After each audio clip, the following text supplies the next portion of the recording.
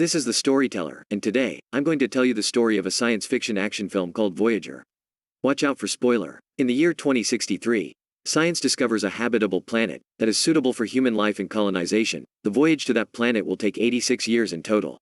For this venture, a scouting mission will lead the trip to save the deteriorating situation on Earth. The crew has to reproduce during the journey, and their grandchildren will be the ones to reach the planet. For this purpose, 30 qualified crew members must be chosen. They are bred from the genome of intelligent people. They are exclusively educated to cope with multiple challenges they could encounter in their journey. From the young age, they grow up to be children trained in complete isolation. So they won't miss the Earth during their lonely mission. Richard, a scientist, is in charge of monitoring their progress. He is one of the few adults these children see. Whenever he visits them, the children are thrilled. In the learning center, he checks on their progress and looks for new skills that they develop. He decides to accompany them on the flight with no return, to protect them and ensure their safety. It is more self-sacrifice on his end, but he is willing to permanently leave the Earth for this mission. This also gives them more time to arrive at the planet sooner. The rocket finally leaves Earth. Richard and the children, transferred to the main ship, which will be their home forever. Richard takes a last look on Earth, and accepts that he will never see it again, and taking care of the children is his new reality. 10 years after their descent, the children are now teenagers, who continue to attend classes and go about their daily routines. They are all assigned tasks that are in line with their nature of interest. Some are doctors, engineers, chemists, and so on. However, all of them act and move docilely. In their lives, the same things happen every day. Richard still monitors and takes care of them. After all these years, to the crew members, he's their father figure, and they always abide by his rules. He counsels them in one-on-one sessions to ask how they are. As they have no knowledge of the outside world, Richard shares his experiences with them. Inside the ship, plants and food resources are kept and maintained. Seeds and plants are secured in airtight compartments to prevent them from being bad, and reach the target planet, where they can plant. This keeps them healthy, even though they are far away from nature. One day, the botanist Christopher discovers a problem in their irrigation system. The computer detects toxin in their water. He brings up a concern to Richard's attention and sees that the toxin source is in their urine, which means that they are drinking or eating something that causes this. Richard says that it's only the filter, and he should not worry about anything else. However, he knows exactly the source. Christopher is unconvinced and investigates further. Christopher and Zach, his best friend, discovers that the blue drink everyone takes after meals contain an unknown chemical substance. He secretly uses the computer and learns that the chemical substance is a drug that keeps their personality dull and suppresses their sexual drive. This explains how everyone lacks energy emotions. Both of them realize that the board is drugging them. Without a clue on what to do with the knowledge they have gained, they keep it to themselves at first.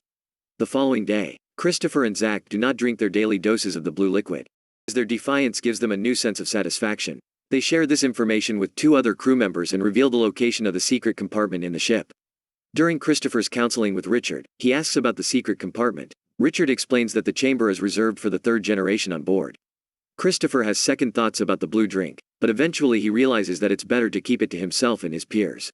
In his office, Richard informs the Mission Control Board on Earth that the children are starting to lose trust in him and that he wants to reveal the truth about everything. But the answer will take over 2 months because of the distance. As the crew members line up for their daily routine and checkups, Christopher starts to feel attracted to Sela. He begins to notice her physical features vividly and even tries to hold her hand.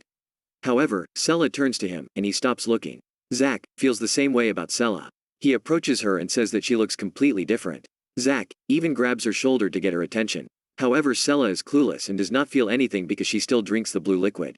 Christopher notices their interaction and starts feeling a sense of rivalry with his best friend. During their physical exercises, only Christopher and Zach seem active. The rest of the crew members remain dull. They both wrestle playfully and seem to have a hard time controlling their emotions. Their peers find it weird and highly unusual. In a private room, Edward, the expert on the ship's mechanisms, alarms Christopher and Zach that sounds are coming from outside the ship. The 3 of them discuss it, but they fail to arrive at a conclusion. Conspiracies about an extraterrestrial being are shared among the crew members.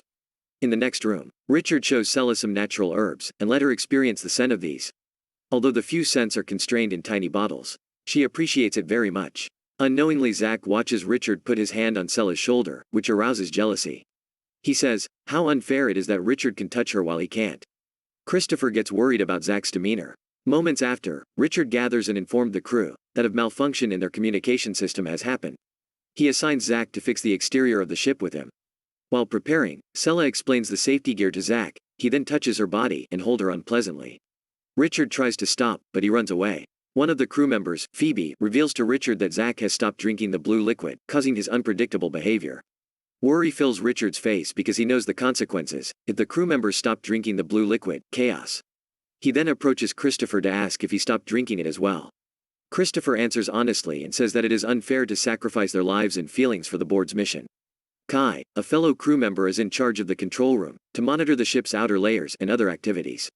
Zack enters the control room and also observes the operation from the screen. Instead of Zack, Christopher is the one who goes with Richard outside the ship to carry out the maintenance because of the incident with Sella. After knowing that Christopher is the one accompanied Richard, Zack gets annoyed. Christopher is amazed to see the stars in the galaxy and admires its beauty. They continue to do repairs while the rest of the crew observed from the inside. They notice an eerie and unfamiliar sound but see nothing. Eventually the power inside the ship black out. Not long after that, Richard falls unconscious for unknown reason after a black and shadow-like force passes by him. He is unable to move, and the rope tied to the ship prevents him from floating away. Christopher comes to rescue him. In the ship, they switch to emergency power while putting out the fire that the blackout causes. Richard's face and upper body are covered with burn wounds. They try to revive him, but he is unresponsive. Finally, the medical team announces his time of death. Everyone grieves and are taken by shock because of his sudden passing. They have a meeting to discuss what could have killed him. Some of them think that an extraterrestrial life form caused Richard's death. After the incident, the surveillance records were destroyed, leaving them clueless about what happened. They receive a message from the program that they should choose a new chief officer.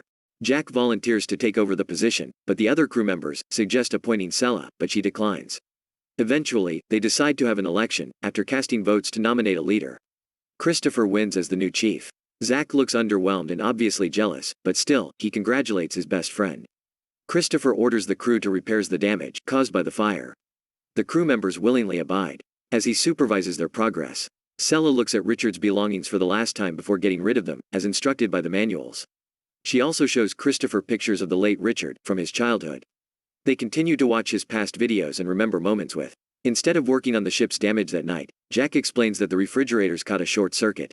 He then suggests that they have a party to celebrate having a new chief officer. All of them gather in the dining area to have a feast. After the crew members head to the drinking station to have a dose of the blue drink. Kai, one of Zack's close friends, stops the group and informs them that they should not drink it. According to Zack, it is a medication to control them.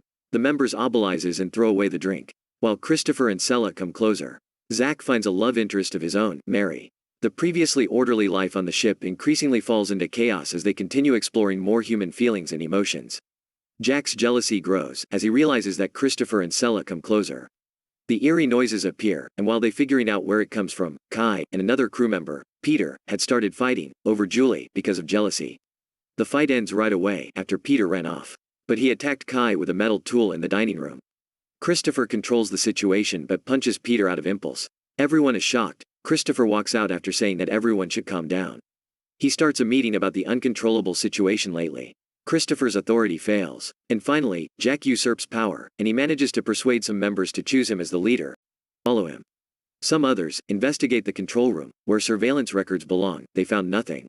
When Zack and Kai investigated, they are apparently attacked by something and flee, with further archive data destroyed. When asked by the crew members what the alien looks like, they claim that it was dark and they couldn't see anything, but Sella believes that they staged the attack so that they could destroy the records. They find footage from the monitoring center that shows how Zack killed Richard using an electrical surge outside while manipulating and distracting Kai. He just stirred up the fear of the alleged alien for his purpose of securing the group's allegiance. Meanwhile, Christopher and Sella's relationship develops and gets to the next level, as they become intimate with each other. That time, they sleep beside each other, for the first time. They hear a knock on their door. Zack and Kai invite them over for a celebration, which they accept.